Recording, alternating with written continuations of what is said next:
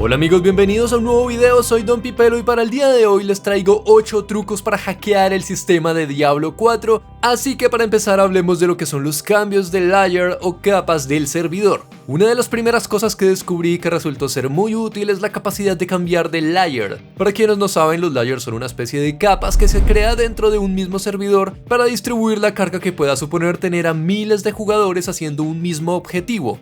Por ejemplo, imagina por un momento que todos los jugadores del servidor de América fueran a matar a Ashava, esto sin que existiese la mecánica de los layers. Lo que pasaría es que miles o incluso millones de jugadores llegarían a matar el boss, lo cual es una auténtica locura, así que para solucionar esto Blizzard incorpora los layers distribuyendo a los jugadores en diferentes capas del mismo servidor para que el servidor no explote y colapse y además garantizar que todos puedan cumplir su objetivo. Bien. Ahora ya entendiste el concepto general, puedes aprovecharlo en tu beneficio. Uno de los usos podrían ser reiniciar eventos de mundo que puedes farmear a más no poder para obtener óvulos murmurantes, encontrar grupos más fuertes para enfrentar a los jefes de mundo, farmear materiales como plantas o minerales que aparezcan cada determinado tiempo y farmeo de monstruos raros.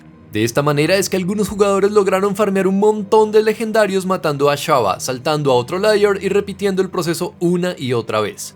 Actualmente existen dos maneras de cambiar de layer. La primera forma es cerrar sesión en la cuenta, ir a la selección de personajes y luego iniciar sesión nuevamente. Solo tener cuenta que si cierras sesión, el elixir de 30 minutos que estás usando expirará. La segunda manera de hacerlo es teletransportarte a la ciudad y luego volver a tu lugar de origen. Si lo haces de esta manera, lo único malo es que a veces regresarás al mismo layer, por lo que te tocará hacerlo nuevamente y habrás perdido tiempo valioso.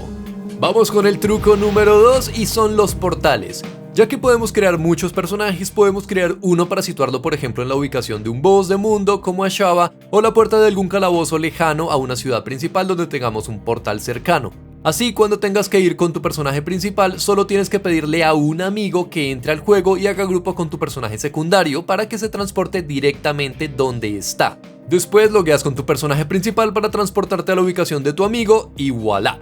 Con esta técnica puedes tener diferentes personajes ubicados en diferentes lugares del mundo para tener un acceso rápido a estas ubicaciones para tus personajes principales. Recuerda que lo único que necesitarás es un amigo que te haga el favor de dedicarte un minuto para realizar la transportación e incluso a él también le puede servir. Pasando al truco número 3 es el cambio de dificultad. Y si por alguna razón piensas cambiar la dificultad del juego, actualmente existen dos maneras. La primera es hacerlo desde el menú principal y la otra es hacerlo directamente desde la estatua principal de la ciudad. Resulta que si lo haces desde la estatua, actualmente hay un pequeño error en el juego, o eso creo que es un error, que borra tu portal activo. En cambio, si estando en tu ubicación deslogueas y en el menú cambias la dificultad, cuando vuelvas a entrar al juego se te ubicará automáticamente en una zona cercana a la que estabas al momento de desloguear. Aunque parezca algo tonto, ten en cuenta que esto podría ahorrarte un montón de tiempo, ya que te evitará desplazarte nuevamente desde la estatua de la ciudad, ahorrándote mucho tiempo. Truco número 4. Vendedor de curiosidades. Aunque próximamente voy a publicar un video muy especializado en la optimización del gasto de óvulos murmurantes con el vendedor de curiosidades, te quiero decir el concepto básico para que puedas optimizar la compra de objetos de la manera correcta. Lo primero es que tu prioridad debe ser rolear por los aspectos y no por los objetos en sí. A lo que voy es que tienes que pensar en los aspectos que necesitas antes de buscar reemplazar un objeto que tiene malas estadísticas o afijos en tu inventario. Los aspectos siempre son más importantes que buscar mejorar un objeto basado en sus estadísticas o rareza. Ahora bien, estos son los objetos que deberías comprar teniendo en cuenta su bajo costo en comparación con el resto. Si buscas aspectos ofensivos, deberías comprar armas secundarias o de una mano. Los guantes también son una buena opción, ya que también podrías obtener un aspecto de utilidad.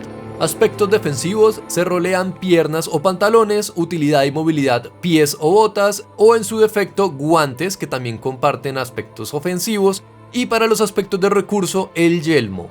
Roleando estos objetos podrás optimizar la cantidad de óvulos murmurantes que gastas en comparación con la cantidad de aspectos legendarios que recibes. Vamos con el truco número 5, afijos de objetos. Como saben, el ocultista ofrece un servicio de encantamiento que nos permite cambiar afijos de los objetos. Básicamente debes tener en cuenta que cambiar un afijo de un objeto legendario requiere materiales más difíciles de conseguir que reemplazar un afijo de un objeto raro. Asegúrate de hacer reroll de los afijos de objetos raros antes de imprimir un aspecto legendario en ellos, ya que de lo contrario te será muchísimo más caro, ya que recuerda que después de impreso el aspecto tu objeto se convertirá en legendario.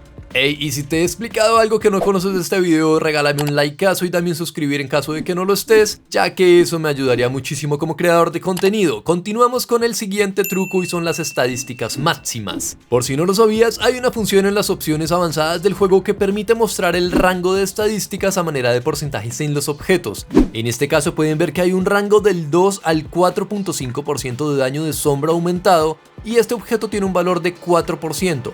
Así, utilizando la opción avanzada, podrán ver si han obtenido una estadística máxima en un objeto raro o legendario. Entonces podrán decidir si vale la pena o no guardarlo o imprimir un aspecto en ese objeto raro para convertirlo en un objeto legendario. Ahora, respecto a los monstruos raros que aparecen en cada región, como ya se dieron cuenta en la beta, en diferentes regiones del mundo de Diablo 4 aparecen unos monstruos élites raros únicos. Tienen un nombre único y además tienen un alto grado de probabilidad de dropear la caída de un objeto raro con afijos y estadísticas especialmente altas. Aquí les dejo las ubicaciones de los dos monstruos que aparecen en Cumbres Fracturadas, sin embargo tengan en cuenta que cada región tendrá sus propios monstruos élites raros. Si están buscando conseguir ítems realmente buenos para la etapa de leveleo, por ejemplo, aquí es donde pueden encontrar algunos objetos casi de manera garantizada. En el caso de la beta llegaban a dropear objetos como una espada de una mano de nivel 35 o una maza de nivel 25 o superior. Para el truco número 8, que trata de los objetos legendarios, debes tener en cuenta que los objetos legendarios tienen un afijo adicional en comparación a los objetos raros, por lo que te invito a que no tengas miedo de reemplazar el aspecto si lo ves necesario. Me refiero a que aun cuando tu objeto ya cuente con un aspecto legendario, evalúes si los afijos valen realmente la pena y si es así, no dudes en reemplazarlo. Y bueno amigos, si tienes algún comentario, si te gustó este video o si no te gustó, o si tienes alguno que otro truquillo bajo la manga que nos puedas compartir, háznoslo saber en la sección de comentarios y no siendo más, chaito.